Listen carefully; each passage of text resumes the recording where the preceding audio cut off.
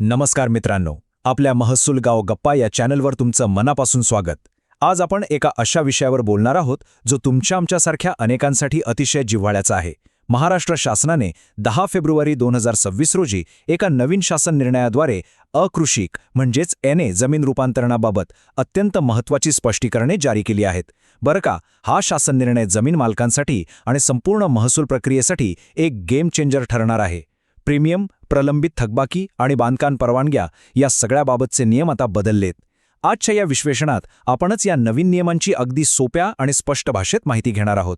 आजच्या या विश्लेषणाची रूपरेषा अगदी थोडक्यात पाहूया. आपण कव्हर करणार आहोत 1. एनए म्हणजे नक्की काय, 2. नवीन एकरकमी प्रीमियम प्रणाली, 3. 31 डिसेंबर 2026 ची अंतिम मुदत, 4. 7/12 आणि अधिकृत परवानग्या, आणि 5. हे सगळं समजून घेण्यासाठी एक अत्यंत साधं आणि प्रॅक्टिकल उदाहरण.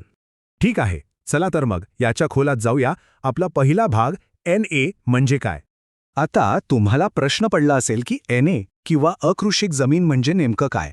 तर बघा, अगदी सोप्या भाषेत सांगायचं तर जेव्हा तुम्ही एखादी शेतजमीन शेती व्यतिरिक्त इतर कारणांसाठी वापरता, म्हणजेच तिथे घर बांधता, एखादं दुकान किंवा व्यावसायिक संकुल उभारता किंवा अगदी एखादा कारखाना सुरू करता, तेव्हा त्या जमिनीचं अधिकृतरित्या अकृषिक जमिनीत रूपांतरण करावं लागतं. जोपर्यंत तुम्ही कायदेशीर प्रक्रिया पूर्ण करून जमिनीचा वापर शेतीवरून इतर कारणांसाठी बदलत नाही, तोपर्यंत त्यावर बांधकाम करणं महसुली नियमांच्या दृष्टीने बेकायदेशीर मानलं जातं. थोडक्यात ही एनएची प्रक्रिया अत्यंत मूलभूत आणि अनिवार्य आहे. आता वळूया दुसऱ्या आणि सर्वात मोठ्या बदलाकडे, नवीन एकरकमी प्रीमियम प्रणाली.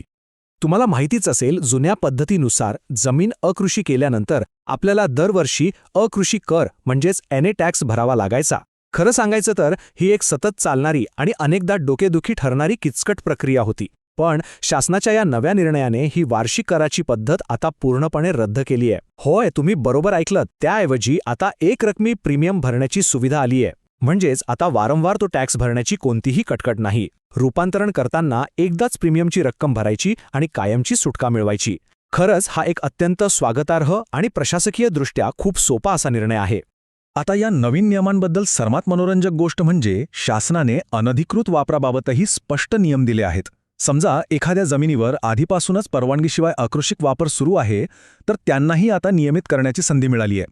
त्यासाठी त्यांना या नवीन नियमांतर्गत एकरकमी प्रीमियम भरावा लागेल.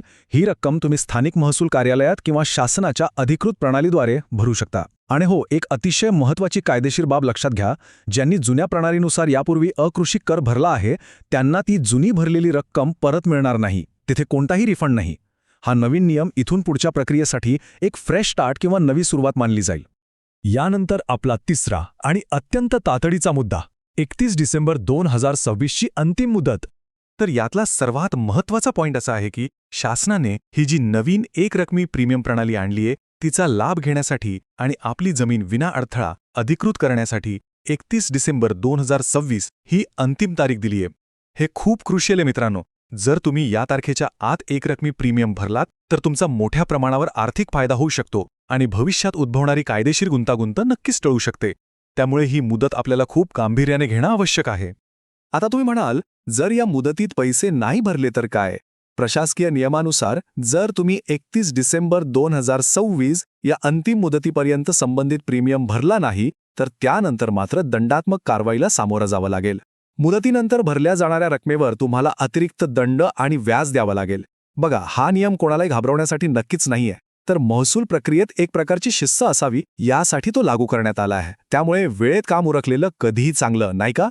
आता आपण चौथ्या भागाकडे वळूया, 7/12 आणि अधिकृत परवानग्या. चला तर मग पुढे जाऊया आणि ही कागदोपत्री प्रक्रिया नेमकी कशी चालते ते पाहूया.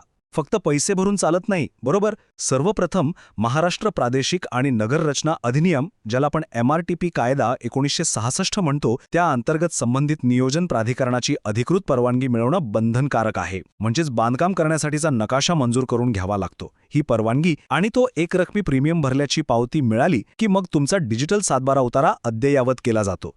त्यावर ठळकपणे अकृषिक अशी नोंद होते आणि त्यानंतर महसुली दप्तरातील गाव नमुना क्रमांक 2 मध्ये याची रीतसर नोंद केली जाते. या सर्व पायऱ्या पूर्ण झाल्या की समजून जा, तुमची जमीन कायदेशीररित्या 100% एनए झाली. आता आपला शेवटचा 5वा भाग. हे सगळं समजून घेण्यासाठी एक सोपं व्यावहारिक उदाहरण पाहूया. आणि हे अगदी उत्कृष्टपणे स्पष्ट करतं की हे सगळे नियम एकत्र कसे काम करतात. आता समजा आपले रामराव आहेत, त्यांना त्यांची 1 एकर शेतजमीन निवासी प्लॉटिंगसाठी विकसित करायची आहे. जुन्या पद्धतीत रामरावांना दरवर्षी कर भरावा लागला असता, बरोबर. पण आता नवीन नियमानुसार रामराव काय करतील? ते सगळ्यात आधी MRTP कायद्याअंतर्गत त्यांच्या लेआउटला परवानगी मिळवतील. त्यानंतर ते त्यांच्या त्या 1 एकर जागेसाठी शासनाने ठरवून दिलेला एकरक प्रीमियम 31 डिसेंबर 2026च्या आत भरतील. यामुळे काय होईल? त्यांना कोणताही दंड किंवा व्याज लागणार नाही. एकदा त्यांनी हे केलं की त्यांच्या डिजिटल सातबारावर आणि गाव नमुना 2 मध्ये अधिकृत NA नोंद होऊन जाईल. त्यांना आयुष्यात पुन्हा कधीही या जमिनीसाठी तो वार्षिक अकृषी कर भरावा लागणार नाही. अत्यंत सोपी आणि पारदर्शक प्रक्रिया. तर मित्रांनो, या एका साध्या आपण अत्यंत विचार करायला लावणाऱ्या प्रश्नाने आपण आजच्या या विश्लेषणाचा शेवट करत आहोत. हे असे सुलभ नियम आल्यामुळे आपल्या स्थानिक गावांच्या विकासाचं चित्र कसं बदलेल?